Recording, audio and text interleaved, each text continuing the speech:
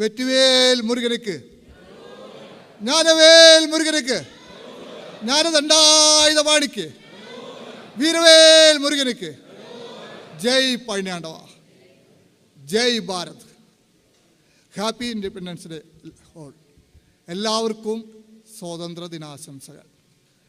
ഇന്ന് നമ്മുടെ ഭാരതം 79ാമത് സ്വാതന്ത്ര്യ ദിനം ആഘോഷിക്കുകയാണ്.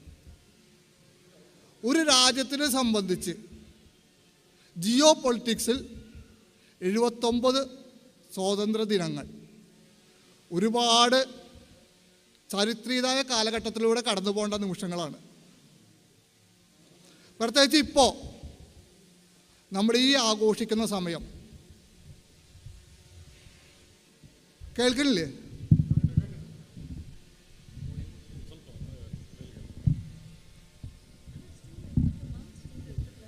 ഓക്കെ.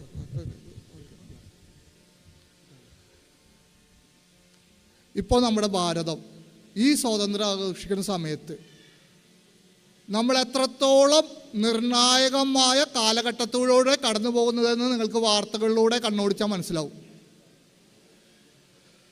ഭാരതം അതിൻ്റെ വിശ്വരൂപം കാണിച്ചു തുടങ്ങിയ സമയത്ത്, ആ സമയമാണിപ്പോൾ. കാരണം ഇത് മുരുകയുഗമാണ്, പഴനിയാണ്ടവൻ തീരുമാനിച്ചിട്ടുണ്ട്. ആ വിശ്വരൂപം കാണിക്കുമ്പോൾ അത് പിടിക്കാത്ത ചില തമ്പ്രാക്കന്മാർ ലോകത്തിലെ അധിപനെന്ന് സ്വയം വിശ്വസിച്ച് അതിൻ്റെ അധികാരസ്ഥാനത്തിരുന്ന് തീർത്ത് കൽപ്പിക്കുന്ന തമ്പ്രാക്കന്മാരുടെ ചൊൽപ്പടിക്ക് നിൽക്കാത്തതിനാൽ കുറേ ബുദ്ധിമുട്ടുകൾ നമുക്ക് ഉണ്ടാക്കാൻ അവർ ശ്രമിച്ചുകൊണ്ടിരിക്കുകയാണ്. നമുക്കറിയാം, ഭാരതം കുറച്ചു കാലമായി ഈ മുരുകയുഗത്തിൽ ഭാരതം ഒരു കാലത്ത് ഉണ്ടായിരുന്ന വിശ്വഗുരു പൊസിഷനിലേക്ക് തിരിച്ചു വരാനുള്ള പടികൾ ചവിട്ടിക്കയറി തുടങ്ങിയിരിക്കുകയാണ്. ആ ചവിട്ടിക്കയറി വരുമ്പോൾ ആ സ്ഥാനത്ത് അലങ്കരിച്ചിരുന്ന ചില രാജ്യങ്ങൾ തിട്ടൂരം കൊണ്ടുവരികയാണ് ഇപ്പോൾ നമ്മുടെ മുമ്പിൽ. ഞങ്ങൾ പറയുന്നത് കേട്ടില്ലെങ്കിൽ നിങ്ങളെ ഞങ്ങൾ ശല്യപ്പെടുത്തും, ഉപദ്രവിക്കും, ഞങ്ങൾക്ക് പറ്റാവുന്ന രീതിയിലൊക്കെ നിങ്ങളെ ദ്രോഹിക്കും. ഒരു വിനീത വിദ്യാലയൻ്റെ വിഡ്ഢിവേഷം കെട്ടിട കാലഘട്ടം കഴിഞ്ഞു എന്ന് ഭാരതം എന്ന് അവർക്ക് മനസ്സിലാക്കി കൊടുക്കുന്ന ഒരു സ്റ്റേജിൽ നിന്ന് നമ്മൾ സംസാരിക്കുമ്പോൾ അവരുടെ തിട്ടൂരങ്ങൾക്ക് പുല്ലുവില കൽപ്പിച്ചുകൊണ്ട് നമ്മൾ മുന്നേറുമ്പോൾ നമുക്കൊപ്പം ഭഗവാന്റെ അനുഗ്രഹമുണ്ട്, മുരുകഭവൻ്റെ അനുഗ്രഹമുണ്ട്. അവിടെ നമുക്ക് ചില ഉത്തരവാദിത്തങ്ങളും ലഭിക്കുകയാണ്. ഒരു പൗരൻ എന്ന ലെവലിൽ, ഒരു പൗരൻ എന്നൊരു ദേശസ്നേഹികൻ എന്നുള്ള രീതിയിൽ നമ്മളെല്ലാവരും ഈ സമയം ഭാരതത്തിനോടൊപ്പം, ഭാരതത്തിൻ്റെ ഭരണാധികാരികൾക്കൊപ്പം നിൽക്കണം. കാരണം ഇനി ഒരുപാട് കാലങ്ങൾ, പ്രത്യേകിച്ച് അടുത്ത മെയ് 1 വരെ ഒരുപാട് വിഷമഘട്ടങ്ങളിലൂടെ ഭാരതം കടന്നു പോകേണ്ടി വരും. കഴിഞ്ഞ ഡിസംബർ 13 പഴനിയിൽ വെച്ച് നടന്ന നമ്മുടെ അഗ്നിഹോമത്തിൻ്റെ 1ാം ഘട്ടത്തിൽ, ആ സമയത്ത് ഞാൻ സംസാരിച്ചിരുന്നു, പല ഇൻ്റർവ്യൂകളിലും പറഞ്ഞിരുന്നു, ഈ അഗ്നിഹോമത്തിന് പല ഘട്ടങ്ങളുണ്ട്. അത് കഴിഞ്ഞ് അഗ്നിയാഗം വരുന്ന 2026 മുമ്പ് ഭാരതത്തിനുണ്ടാവാൻ പോകുന്ന ബുദ്ധിമുട്ടുകളെക്കുറിച്ച് ഞാൻ സംസാരിച്ചിരുന്നു. വിദേശ ഫണ്ടുകൾ തിരിച്ചെടുക്കും, നമ്മുടെ സുഹൃത്ത് രാജ്യങ്ങൾ ശത്രു രാജ്യങ്ങളായിട്ട് മാറും, നമ്മളെ ബുദ്ധിമുട്ടിക്കാൻ ഡീപ് സ്റ്റേറ്റ് എന്നുള്ളൊരു അതിൻ്റെ മേലങ്കി അണിഞ്ഞ ആൾക്കാർ രംഗത്തിറങ്ങും. ആഭ്യന്തരമായ പ്രശ്നങ്ങൾ ഉണ്ടാക്കാൻ ഒരുപാട് ശ്രമങ്ങൾ നടത്തും. കഴിഞ്ഞ ഡിസംബർ 13 പറഞ്ഞതാണ്. അന്നത് എത്ര പേര് വിശ്വസിച്ചു എന്നറിയില്ല. ഇപ്പോൾ പക്ഷേ ഇപ്പോഴത്തെ രാഷ്ട്രീയ സാഹചര്യം, ജിയോ പൊളിറ്റിക്സ്, അത് എത്രത്തോളം ചേർന്ന് നിൽക്കണമെന്ന് നമ്മൾ മനസ്സിലാക്കിയാൽ മതി. അടുത്ത മെയ് 1 വരെ ഭാരതത്തിന് വളരെ നിർണായകമായ ദിനങ്ങളാണ് കടന്നു പോകുന്നത്. നമ്മൾ ഓപ്പറേഷൻ സിന്ദൂറിൻ്റെ സമയത്ത് അമേരിക്ക ഒളിപ്പിച്ചു വെച്ച അണുവായുധങ്ങളുടെ മേലെ ബ്രഹ്മോസ് വർഷിച്ചപ്പോൾ അതിൻ്റെ കുറവ് കൊണ്ട് ഇപ്പോൾ അവർ നമുക്ക് താരിഫ് ഏർപ്പെടുത്താൻ ശ്രമിക്കുകയാണ്. താരിഫ് ഏർപ്പെടുത്തി കഴിഞ്ഞ് നമ്മളെ സാമ്പത്തികമായി തകർക്കാമെന്നും അതുവഴി അവരുടെ വളർന്നു വരുന്ന ഭാരതത്തിന് മേൽ അവരുടെ അധീശത്വം ഒന്നുകൂടി ഏൽപ്പിക്കാമെന്നും അവർ തീരുമാനിച്ചിട്ടുണ്ടെങ്കിൽ ഞാൻ പറയുന്നു, നിങ്ങൾക്ക് തെറ്റി. ഇത് മുരുകയുഗമാണ്, മുരുകഭവാന്റെ കാലമാണ്. നിങ്ങൾക്ക് ഭാരതത്തിന് ഒരു ചുക്കും ചെയ്യാൻ സാധിക്കില്ല. കാരണം ഭാരതത്തിന് കാത്തു നിൽക്കുന്നത് ഭഗവാനും ഭഗവാന്റെ പടയാളികളുമാണ്.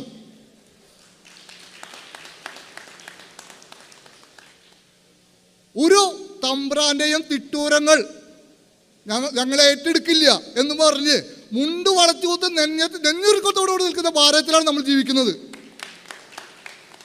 ഏത് താരിഫ് കൊണ്ടുവന്നാലും പോടാ പുല്ലേ എന്ന് പറഞ്ഞു കഴിഞ്ഞ് ഭാരതമാണ്, ഭാരതത്തിലെ ജനങ്ങളാണ് വലുത്, ഞങ്ങൾ നോക്കിക്കോളാം, ഞങ്ങളുടെ തീരുമാനമാണെന്ന് പറയാനുള്ള ചങ്കൂറ്റമുള്ള ഭാരതത്തിലാണ് നമ്മൾ ജീവിക്കുന്നത്. അതിന് നമ്മളെ കാക്കാൻ പഴനിയാണ്ടവനുണ്ട്, മുരുകവാനുണ്ട്. ഈ മുരുകയുഗത്തിൽ നിന്നുകൊണ്ട് നമുക്ക് ചെയ്യാവുന്ന കാര്യങ്ങളാണ് LMRK ഭാരതത്തിന് വേണ്ടി ചെയ്തുകൊണ്ടിരിക്കുന്നത്. പഴനിയാണ്ടവൻ നമുക്ക് നൽകുന്ന ഡ്യൂട്ടി എന്താണ്? ഭാരതത്തിന് ഉയർച്ചയ്ക്ക് വേണ്ട കാര്യങ്ങൾ. ആ ഉയർച്ചയ്ക്ക് വേണ്ട കാര്യങ്ങൾ ഞാനും നിങ്ങളും കൂടി ഭഗവാന്റെ അനുഗ്രഹത്തിൽ ചെയ്യുമ്പോൾ നമ്മളെല്ലാവരും ഭാരതത്തിൻ്റെ ഉയർച്ചയ്ക്കുള്ള ഓരോ കല്ലെടുത്ത് വെക്കുകയാണ്. നമ്മളെ ജീവിതം ധന്യമായി തീരുകയാണ്.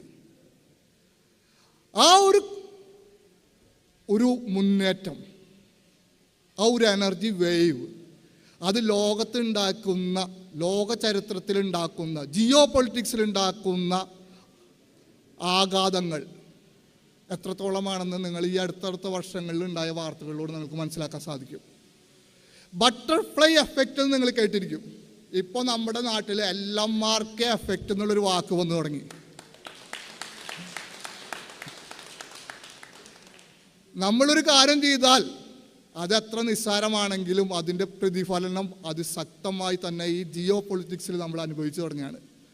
പല ചാനലുകളും ഇപ്പോൾ നമ്മുടെ പേരുകൾ പരാമർശിച്ച് തുടങ്ങി. നമ്മളത് പറഞ്ഞതുപോലെ നടക്കുന്നു എന്ന് പലരും അത് അംഗീകരിച്ച് തുടങ്ങി. ആ സമയത്ത് ഡീപ് സ്റ്റേറ്റ്, നമ്മുടെ അവസാനത്തെ നമ്മുടെ അഗ്നിയാഗം, ഡീപ് സ്റ്റേറ്റ് എന്നുള്ള ഒരു ശക്തിയെ തകർക്കാനും ഭാരതം ഒരു ഡീപ് സ്റ്റേറ്റ് ആയിട്ട് മാറും എന്ന് പ്രഖ്യാപിച്ച് തുടങ്ങിയതാണ് നമ്മുടെ അഗ്നിയാഗത്തിലേക്കുള്ള യാത്ര. അശോകനും 9 പേരും, അശോക ചക്രവർത്തി ബുദ്ധമതം സ്വീകരിക്കുന്നതിന് മുമ്പ് 9 അറിവുകൾ, രഹസ്യ അറിവുകൾ 9 പേരെ ഏൽപ്പിച്ച് അത് പരമ്പരയായിട്ട് അവർ തുടർന്നു കൊണ്ടുവന്ന് ഭാരതത്തിനെ കാക്കണം എന്നുള്ള ഒരു നിഗൂഢ തിയറി, അതിൻ്റെ തുടർച്ചകളായിട്ട് വരുന്ന ആൾക്കാരാണ് നമ്മൾ കാണാം. ചന്ദ്രഗുപ്തനും നവരത്നങ്ങളും, അതിനു മുമ്പ് മുരുകുവാനും നവവീരരും, ആ തുടർച്ചകളാണത്. അവരെല്ലാവരും ഡീപ് സ്റ്റേറ്റായിട്ട് മാറുകയാണ്. ഭാരതം ഒരു ഡീപ് സ്റ്റേറ്റായിട്ട് മാറുകയാണ്. നാളെ ഭാരതം തീരുമാനിക്കും ഏത് രാജ്യത്തിൻ്റെ അടുത്ത് ഏത് കാര്യങ്ങൾ ചെയ്യണമെന്നുള്ളത്, ഏത് രാജ്യത്ത് ഏത് ഭരണാധികാരികൾ വരണം എന്നുള്ളത്. ഇത് ഞാൻ പ്രഖ്യാപിച്ച ശേഷം എനിക്ക് ഒരുപാട് മെസ്സേജുകൾ വന്നു തുടങ്ങി. നിങ്ങൾ സൂക്ഷിക്കണം, നിങ്ങൾ വളരെയധികം ശ്രദ്ധിക്കണം, നിങ്ങൾ കളിക്കുന്നത്, നിങ്ങൾ സംസാരിക്കുന്നത് വലിയൊരു ശക്തിയോടെയാണ്. ഞാൻ വിചാരിച്ചു, നമുക്കറിയാം ഡീപ് സ്റ്റേറ്റിൻ്റെ മുഖം ജോർജ് സോറസാണ്. അമേരിക്കയിലിരിക്കുന്ന ജോർജ് സോറസ് എന്ന കോടീശ്വരന് കേരളത്തിലൊരു മൂലയിലിരുന്ന് ഞാൻ ഇവിടെ ഇരുന്ന് ഡീപ് സ്റ്റേറ്റിനെ തകർക്കും, പഴനിയാണ്ടവൻ അനുഗ്രഹത്തിൽ യാഗം നടത്തും എന്നൊക്കെ പറഞ്ഞ് ആര് വില വയ്ക്കാനാ? അതുകൊണ്ട് ഞാനത് പുച്ഛിച്ച് തള്ളി. പക്ഷെ കുറച്ച് കഴിഞ്ഞപ്പോൾ എനിക്ക് മനസ്സിലായി തുടങ്ങി, നമ്മളെ ആരൊക്കെയോ വാച്ച് ചെയ്യുന്നുണ്ട്, നമ്മുടെ LMRKയിൽ ആരൊക്കെയോ നുഴഞ്ഞു കയറിയിട്ടുണ്ട്.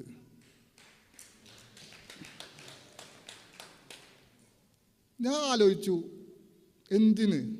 കാരണം നമ്മളൊരു ചെറിയൊരു ഒരു ആത്മീയ സംഘടന, ഭഗവാന്റെ ഡ്യൂട്ടി ചെയ്യുന്ന കുറേ പടയാളികൾ, നമ്മുടെ ലക്ഷ്യം ഭാരതത്തിൻ്റെ ഉന്നമനമാണ്.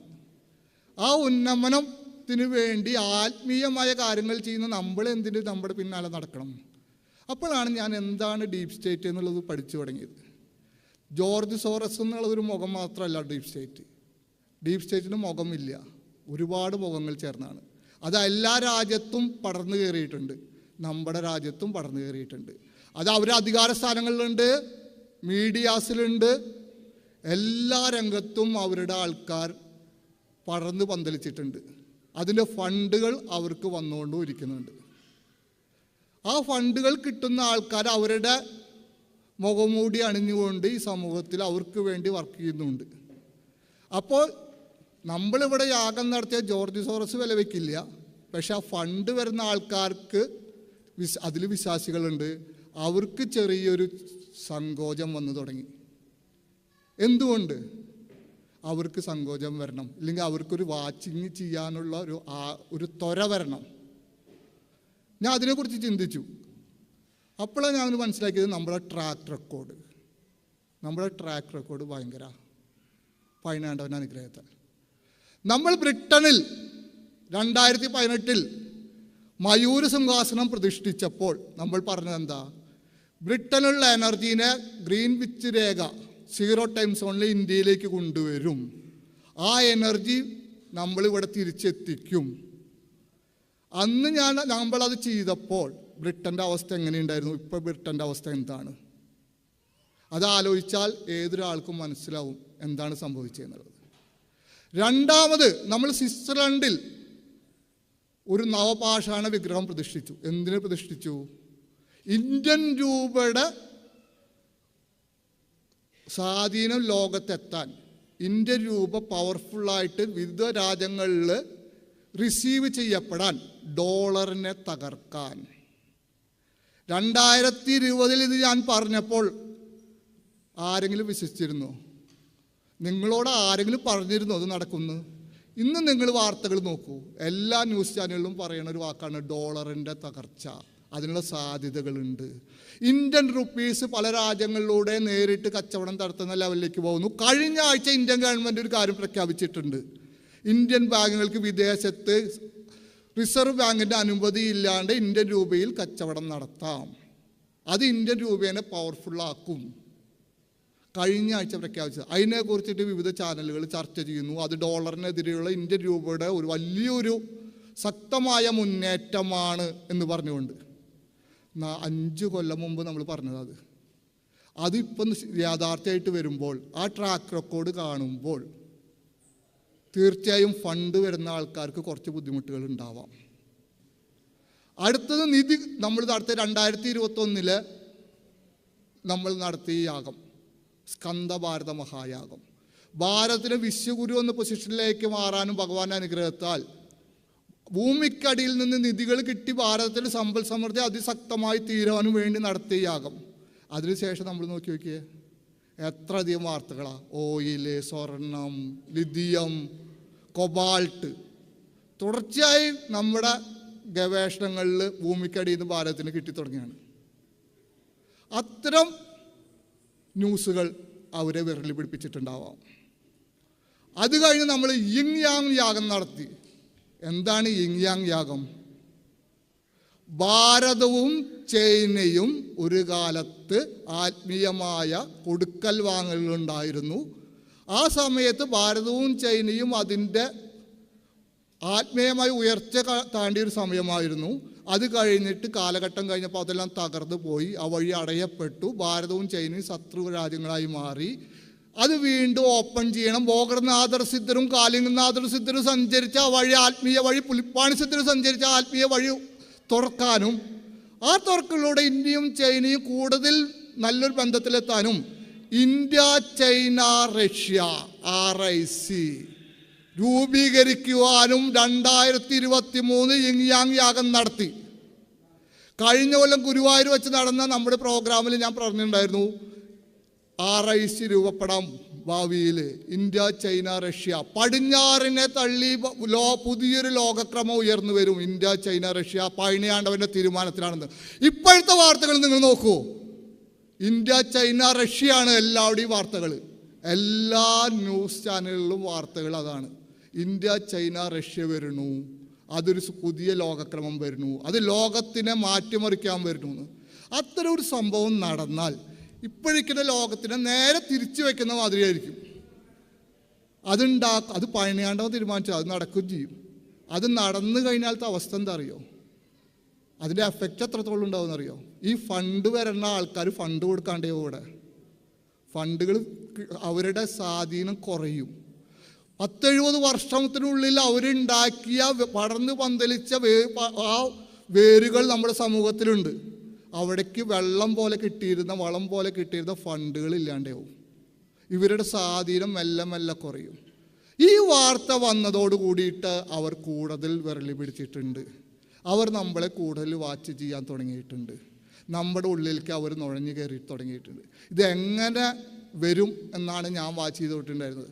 പലരും നമ്മുടെ വളണ്ടിയേഴ്സ് ഈ കാര്യങ്ങളൊക്കെ നമ്മുടെ ഗ്രൗണ്ട് ഫോഴ്സ് ടീമുകൾ പറയുമ്പോൾ ഞാൻ സൈലൻ്റ് ആയിട്ടിരുന്നത് എന്തുകൊണ്ട് എങ്ങനെ അറിയാൻ വേണ്ടിയിട്ടായിരുന്നു.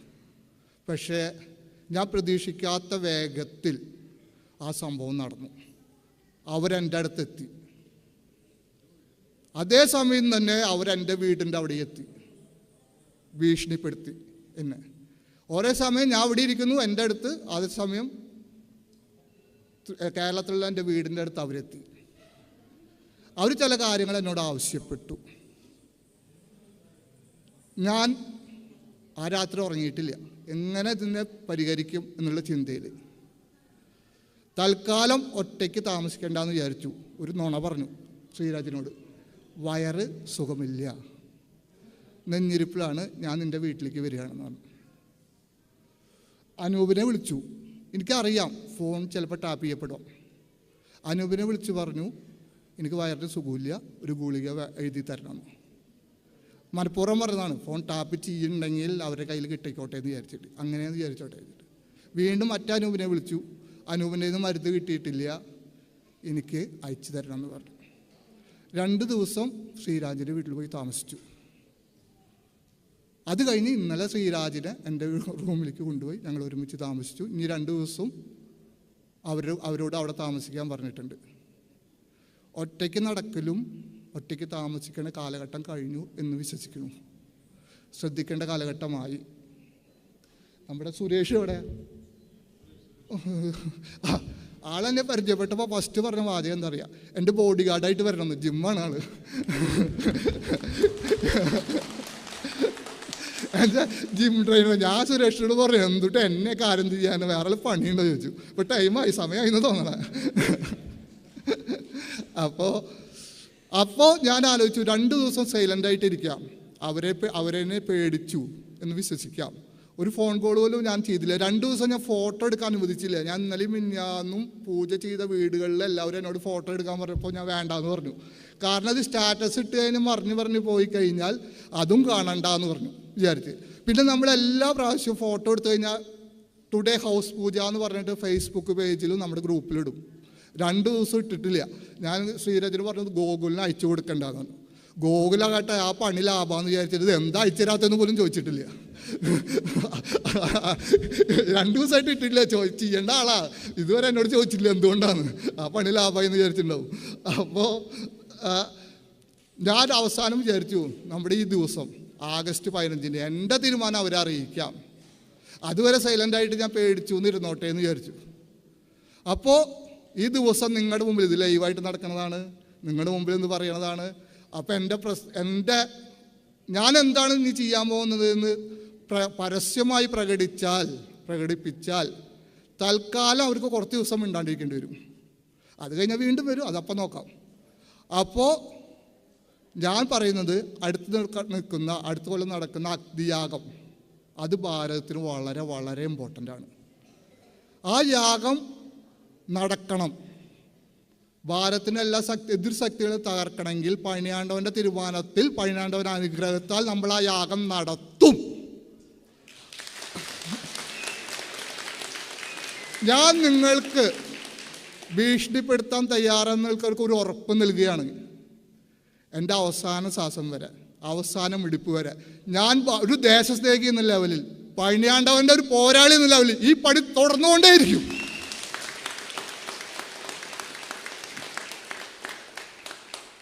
ആട്ടം പോട്ട് വന്നാൽ ഭയപ്പെടാതെ ഓലപ്പാമ്പല്ല, മുരുകസേനടാ, വാടാ പാപ്പാ. ജയ് ഭാരത്, ജയ് പഴനിയാണ്ടവൻ.